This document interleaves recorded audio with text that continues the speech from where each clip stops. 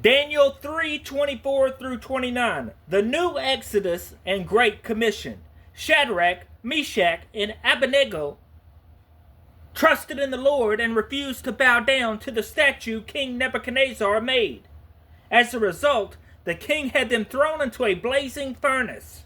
It is important to remember the context for this event. The Babylonian exile was not the first time that God's people had been captives in a foreign country. They had been slaves in Egypt, and God miraculously brought them out. Deuteronomy 4:20 describes the Exodus in this way.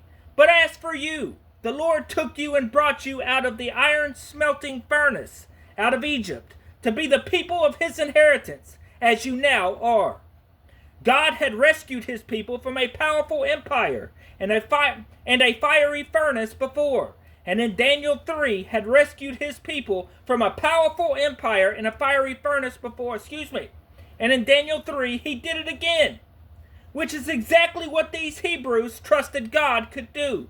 Amazingly, when the men were thrown into the furnace, the king saw 4 men instead of 3, and the additional man looked like a son of the gods. Some believe this fourth figure was an angel, while others believe it was a pre-incarnate appearance of Jesus, the second person of the Trinity. Regardless of the exact nature of this person, the words of the prophet Isaiah ring true. When you pass through the waters, I will be with you. When you walk through the fire, you will not be burned. The flames will not set you ablaze. Isaiah 43:2. After seeing the men walk out of the furnace unharmed, King Nebuchadnezzar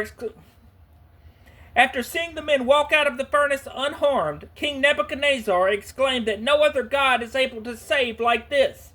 And that was a true statement. There is no other God who walks through the fire with his people.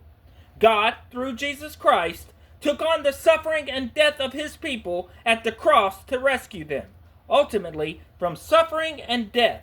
Like these three Hebrews, Jesus was held captive under a pagan world empire, Rome.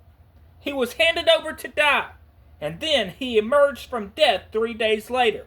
When Jesus emerged from his death, he commissioned his disciples to take the gospel to the ends of the earth, because his blood was spilled to redeem people for God from every tribe, language, people, and nation. Revelations 5:9-7-9. In Daniel 3, the pagan king praised the Hebrews' God and prohibited the people of any nation or language from speaking against him. God's deliverance and his message of salvation are always meant to be declared among all nations.